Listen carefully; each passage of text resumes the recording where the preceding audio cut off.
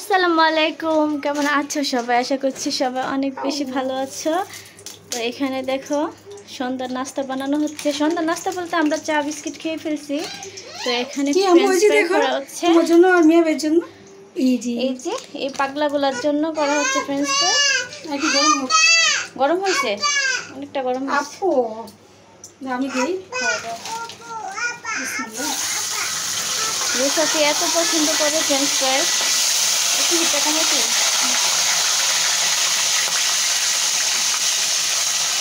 সবগুলো একটু দিয়ে দাও। অনেকগুলো তো আচ্ছা, তো আরেকটা খাও পরে। এগুলো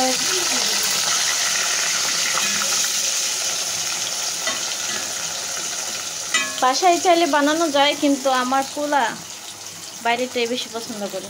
মানে প্যাকেট জাতীয় জিনিস দেখলে মনে করে এটা মজা, বাসারটা মজা। এই হাদিয়া কি খাবো বলো তো? দেখতে পাইছি কোয়া হাদিয়া, এটা কি গান শিখছে নতুন? ওই কিছু এই হিন্দি না বাংলা না ইংলিশ আমি বুঝি না।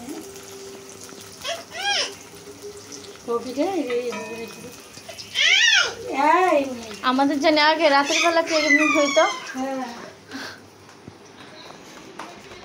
যখন আমরা দুই বোন একসাথে থাকতাম তখন আমাদের রাতের বেলা এমন এমন ক্রেভিং হইতো। মানে আমরা টিভি দেখতেছি, দেখা গেল যে ব্লগ দেখতেছি, দেখলাম একটা রেসিপি, এমন ক্রেভিং হইতো তখন সাথে সাথে আমরা ওইটা রান্না করে খেতাম।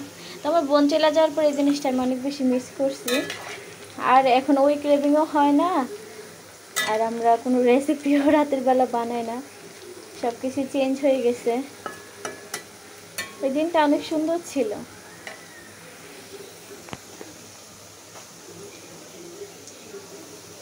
তো ঠিক আছে, এগুলো ফ্রাই হতে থাকুক। এদিকে ফ্রেঞ্চ ফ্রাইগুলো হয়ে গিয়েছে। আমি দেখছি এই যে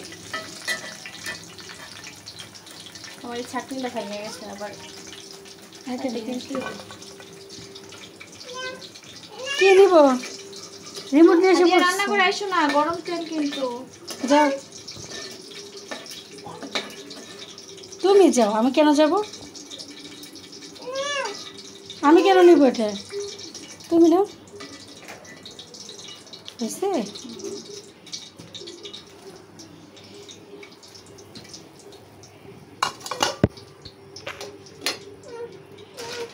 আরেকজন রুসাফি বসে আছে, কখন ফ্রেন্ড খাবে অপেক্ষা করতেছে। আবু করতেছে না, তাহলে কিন্তু দিব না। সত্যি সত্যিটা স্বীকার করো। Yes, সবসময় সত্যি কথা বলবা, তাহলে তো হয়।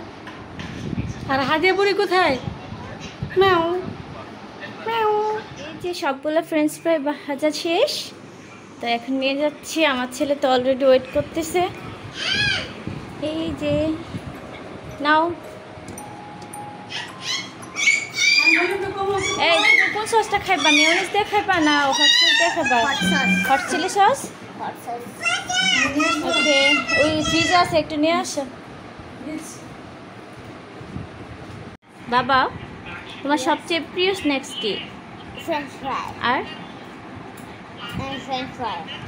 রুসাফি যখন রেস্টুরেন্টে যায়, মানে এত ধরনের আইটেম থাকে, তাও সে সবসময় কি বলে যে আমার চিকেন ফ্রাই দাও আর আমার ফ্রেঞ্চ ফ্রাই দাও। মানে ওর মানে রেস্টুরেন্টে গেল মানে এটাই ওর মানে মেনু, অন্য কোনো কিছু খাবে না। বোকা ছেলে মানুষ তো, একটা নতুন নতুন কিছু ট্রাই করে। ওরা আমি কত কিছু ট্রাই করতে চাই, কিন্তু সে খায় না। মানে সে রিস্ক নেয় না আর কি, যে যদি মজা না হয়, এই জন্য সে ফ্রেঞ্চ ফ্রাই আর চিকেন ফ্রাই খায়। এ কই রাখছো তুমি? সসটা কোথায় রাখছো? সাইডগুলোতে দেখছো? খালি খাবা? মেয়োনিজ দিয়ে খাও। বাবা রাশিয়া থেকে কত দামি দামি মেয়োনিজ পাঠাইছে, ওইটা খায় না। রাশিয়ান বাচ্চারা এই মেয়োনিজগুলো কত মজা করে খায়, আর তুমি খাও না। পাও তো।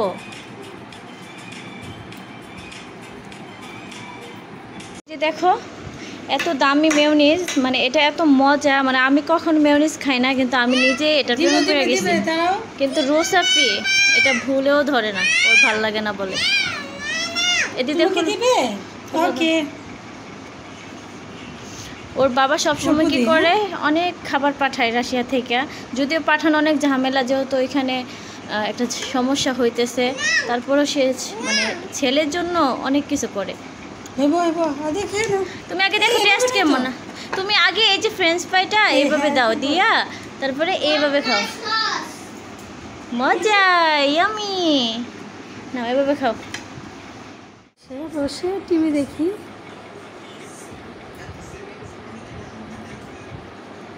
আমার বর্ষা ছুটে দিব, হাজিয়ে এসে এখন রিমোট নিয়ে যাবো।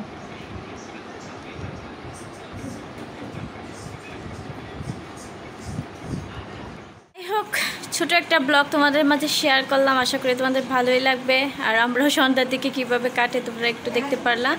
এখানে হাদিয়ার অত্যাচারে আর ভিডিও করা যাচ্ছে না, নয়তো আর একটু লং করতাম। তো যাই হোক, এইদিকে খাচ্ছে উনি, আর ওইখানে হাদিয়া হাত ধুচ্ছে, মানে মনে হয় যেন সব খায় ফেলবে, আসলে কিন্তু কিছুই খায় না। তো যাই হোক, তোমরা সবাই অনেক ভালো থেকো, সুস্থ থেকো, দেখা হবে তোমাদের সাথে অন্য একটা ব্লগে। সে পর্যন্ত আল্লাহ হাফেজ।